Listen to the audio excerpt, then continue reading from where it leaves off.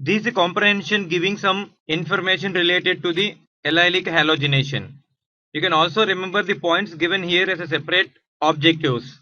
It's given that allylic chlorination can be carried out either with chlorine at 773 Kelvin or sulfuryl chloride or SO2Cl2 or tertiary butyl hypochlorite.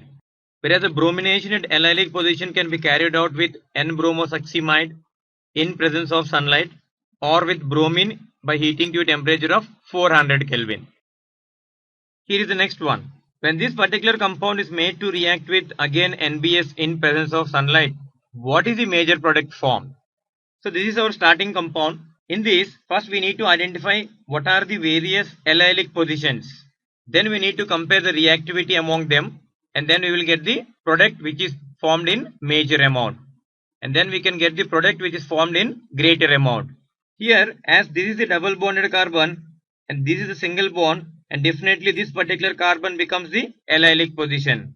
So specifically this is primary allylic position because this carbon is primary carbon.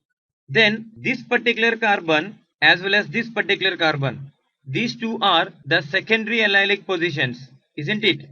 Then come to this position, this is also allylic position only because here there is a double bond then single bond. So this carbon is allylic. So definitely as this carbon is attached to 3 more carbons, this we call it as the tertiary allylic carbon.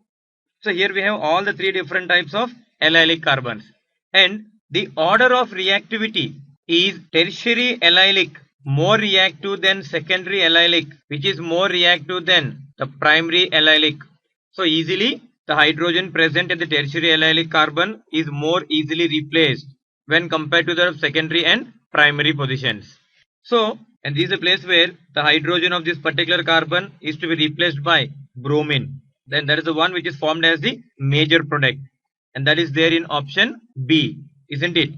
So, B is formed in greater among all the other products. Then comes the substitution at secondary allylic position. By substituting the hydrogen at this particular position, we get the product present in option C. And if this particular hydrogen is replaced, then we get the product present in option A.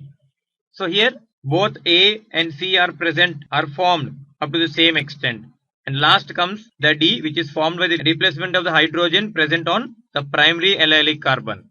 So B is formed as a major product and D is formed as the minor product. So our answer is option B. Remember one thing, all these 4 products are formed.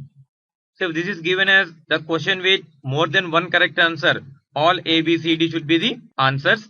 Among them, B is formed as a major product, whereas D is formed as the minor product.